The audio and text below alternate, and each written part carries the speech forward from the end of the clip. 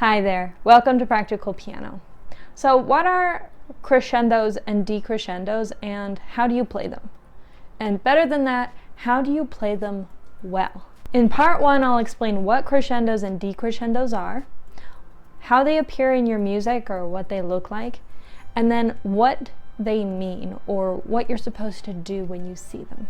Part two is a demonstration. We'll figure out how quiet to start your crescendo and how loud to get it, how loud to start your decrescendo, and how quiet to get it. And then I'll demonstrate and show you how your crescendos and decrescendos ideally sound and how they're not supposed to sound, so that you get an idea of how to implement the information that you learned in part one. In part three, I'll give 3 pieces of advice to implement when you're practicing your crescendos and decrescendos so that you can improve the way that you practice and therefore improve the result that you get. With this advice, you'll be able to take your crescendos and decrescendos to the next level and your songs will sound much more refined. To get the most out of this video, you'll need to understand what dynamics are, which is this list I'm showing you on the screen. Now, if you already recognize and understand these, that's great. And if you need to know what they are, check out this video that I'm linking in the iCards and the description, which will walk you through all the different dynamic ranges. By understanding your dynamics, you'll have a good starting point for your crescendos and decrescendos, and that'll make practicing them much easier. Let's get into part one. So what are crescendos and decrescendos? These are dynamic markings, so they're telling you how quiet and how loud to play. Crescendos will appear in your music in one of 3 ways. They'll either show you the symbol for crescendo, they'll show you the word crescendo, or they'll shorten it to C-R-E-S-C with a period, cresh. Decrescendos will appear in your music either as the symbol, or they'll write the word decrescendo, or they'll write decresh for short, D-E-C-R-E-S-C. You can see all of these examples on the screen. So now what do they mean? Crescendos mean you're going to start at a softer dynamic and you're going to get louder. Decrescendos mean you're starting at a louder dynamic and you're going to get softer. Generally, we're going to get gradually louder and gradually softer. So how quiet and how loud should you be? We'll start off with crescendos. The first thing you need to figure out is how quiet should you start your crescendo. To figure that out, we have to find the last dynamic marking in the music. Sometimes it's right before the crescendo, like in this example. Sometimes it's several measures or lines before the crescendo, like in this example. But generally, this is how you're going to find how soft do you start your crescendo. You go by the very last dynamic marking. Now we have to figure out how long should the crescendo be. So if the composer or arranger used this symbol to indicate the crescendo, it's going to be easier to see how long you need to crescendo to. Once you reach the end of the symbol, you're going to be at your louder dynamic. But sometimes they just write the word in, or the shortened word, and then it's a little harder to tell. So if you see the word, then you're generally going to crescendo until your next written dynamic. That is also going to tell you how loud to get. In this example, we'll go up to a forte. Here's an exception.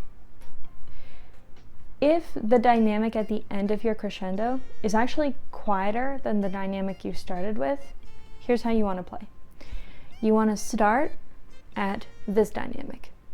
You want to get louder, and then once you reach this one, you're going suddenly quieter. So this is how you do want a crescendo to sound.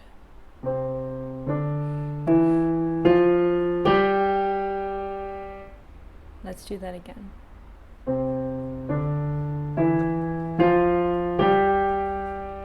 And here's how you don't want a crescendo to sound.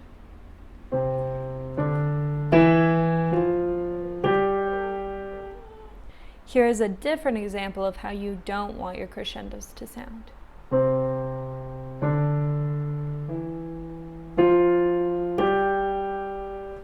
So what we're aiming for here is a steady graduation. Now, the first example of how we don't want it to sound, the middle note is way too loud compared to the other ones. So listen again.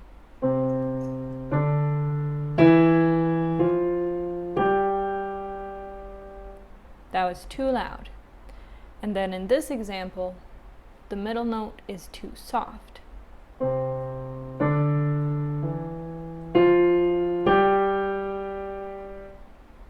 And what we are aiming for is for each note to be slightly louder than the last note, like this.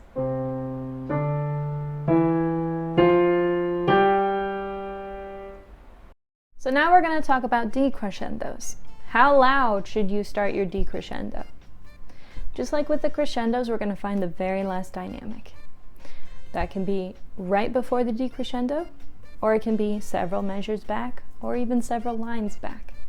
But we're going to start your decrescendo at that level, and we're going to get quieter from there. How long do you need the duration of your decrescendo to be? So if you have the symbol, it's going to be really easy to see. You're going to start loud at the beginning of the symbol, and you're going to get softer by the end of the symbol. But if they just put the word decrescendo, or the shortened, the decresh, then you're going to look for your next dynamic marking. And you're going to get quiet up to that next dynamic marking. Now, if that marking at the end of the decrescendo is actually louder than the one you started with, what we're going to do is we're going to start loud, we're going to decrescendo and get softer, and then we're suddenly going to be loud where this new dynamic is. So here's how we do want our decrescendos to sound. We start loud and we gradually get softer.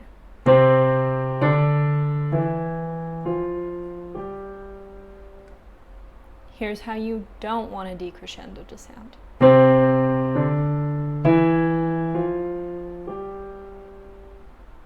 And again, here's how you don't want a decrescendo to sound, but different.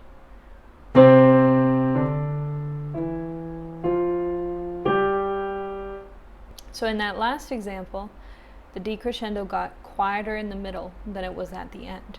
Lastly, for this part 2 section, you're often going to see crescendos and decrescendos right beside each other like this.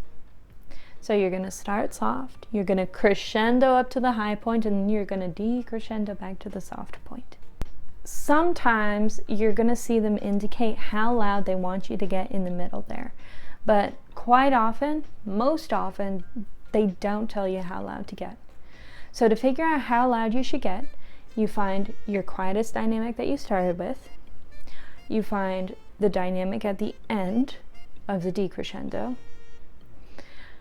and then you take those two into account, and in the middle you're either going to go up by 1, 2, or 3 dynamic points. So if we started at piano, then you can go up to a mezzo piano, a mezzo forte, or a forte. If we started at pianissimo, you're going to go up to generally piano, or mezzo piano, or mezzo forte. But there's plenty of wiggle room here, and the way you can figure it out is the style of music. So if this is calmer music and it's not super dramatic or super expressive, then you're only going to go up 1 or 2 dynamic points. But if it's super dramatic or it's super energetic, then you could go up even 5 dynamic ranges. You can go up quite loudly, and then you're going to be very, very dramatic. It also depends on what you want when you're expressing the music. Here's what you ideally want it to sound like if you have a crescendo and then a decrescendo following.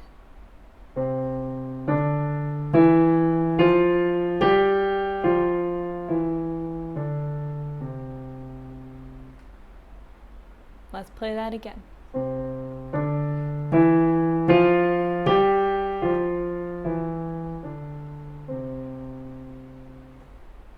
If you need to see the range of dynamics so that you can see, okay, if I go up like 1 point, which dynamic am I going to?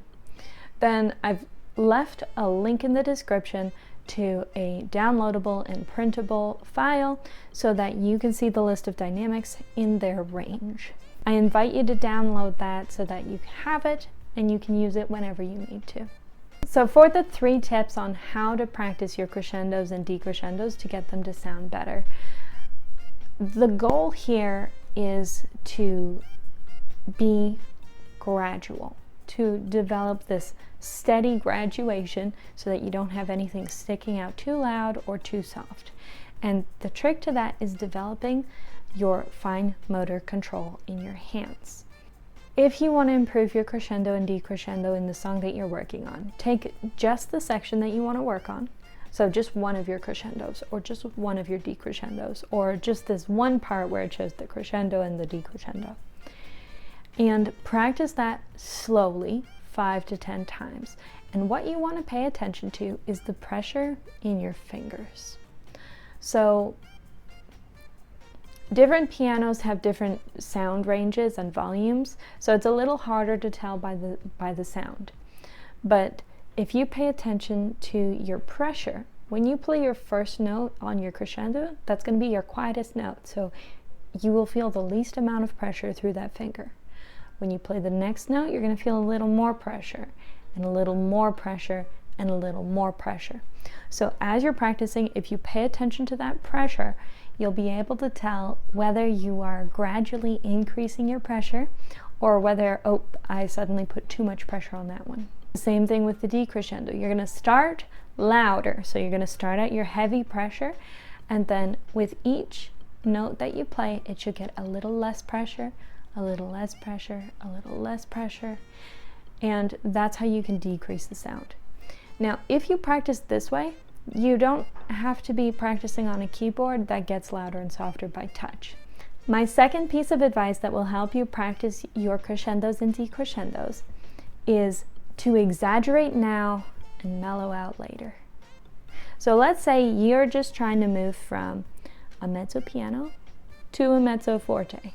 There's not a whole lot of volume difference there, but this is your first time playing crescendos and decrescendos.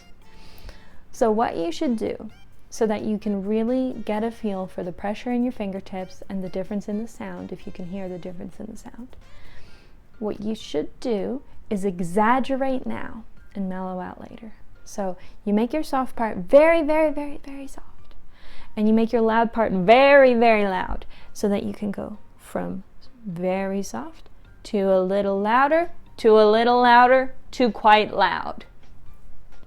And that way, you will definitely feel the difference between your soft and your loud, and you will establish this difference in the pressure in your fingers. And once you're able to do that, then you can mellow it out later. The problem with trying not to get too quiet or too loud early on is that you won't get quiet or loud. You'll just kind of stay the same. You'll have very little difference. So what you can do to improve that is start by exaggerating, and then you can mellow it out later. It's much easier to measure it after you've already practiced the extremes. Another great way to get better at crescendos and decrescendos is to record yourself playing. Sometimes it's hard to hear exactly what you're doing as you're doing it. So if you record it and you listen back later, you're going to get a much more accurate idea of what you're playing. And you'll be able to hear if a note sticks out too loud right in the middle or too quiet right in the middle, and where you need to make it a little more gradual. My third piece of advice when you're practicing crescendos and decrescendos is to be aware that not all your fingers are the same. Your pinky is going to be your weakest finger. This is true of, I think, all humans. I haven't yet met an exception to this rule. So the pinky is your weakest finger, so you're going to have to put the most pressure on it. You're going to have to lean into it with the rest of your hand to get the loudest sound. So if you have a crescendo and it's going up and your last note is on your pinky, don't change around your fingers, because you probably need your last note on your pinky. But instead of changing around your fingers, lean harder into your pinky, press more firmly. Make sure that this joint is curved and it's not going backwards, because if it's going backwards, you're probably going to develop an injury. Your second weakest finger is your forefinger. These 3 fingers are hard to control, and you'll probably end up making very loud sounds with them because they're your strongest fingers. So you'll have to be very careful to be very soft with your 1, 2, and 3, and quite firm with your 5 and your 4. So I want to leave you with some encouragement. Be patient with yourself as you're practicing your crescendos and your decrescendos. It's going to take a lot of focus, a lot of presence, and a lot of practice to get them as refined as you want them to be. You can get there, but in the meantime, slow down and relax into the process. There's no rush to get a perfect crescendo or perfect decrescendo. It took me years to understand what Yoda was saying to Luke when he said, "Do or do not, there is no try." And what it means is that as long as you're doing the thing, you are doing it. If you're not doing it, you're not doing it. Now, you can be doing it poorly, or you can be doing it well. And in order to do it well, you're going to have to do it poorly first. So when you're trying, you're not really trying. You're actually doing it. You're just not doing it well yet. And it's going to take more practice and more doing to get better. So be patient with yourself. Take breaks when you need to. As soon as you feel frustrated, take a rest. And then come back to it later. Don't give up. Because with time and care, you will eventually improve your crescendos and your decrescendos. Are you afraid to play loudly? If you are, check out this video. I'm going to put it in the iCards and the description. This video could help you understand why you're afraid to play loudly, and it's also going to offer you some valuable practical advice so that you're no longer afraid to play loudly in your environment. Is there a difference between decrescendo and diminuendo? Yes, there is, and I'm going to make a video on it. So stay tuned for that by subscribing to the channel, and you can also find the link in the description a week or 2 after the video you're currently watching comes out. Lastly, what if you see a crescendo on top of a note like this? That's actually not a crescendo, it's an accent. And I'll be making a video about accents as well. This will also be ready in 1 or 2 weeks. I'll link in the description, but you can subscribe to the channel to get notified when the video is released, if it's a topic you're interested in. If you found this video on crescendos and decrescendos useful, please like it. If you know anyone else who is also working on crescendos and decrescendos, share it with them. If you want to tell me how your practice is going or what kind of progress you've made, what was helpful, what wasn't, leave a comment. And if you would like more, subscribe. Bye. You want me to play you some scales? Okay, Olivets.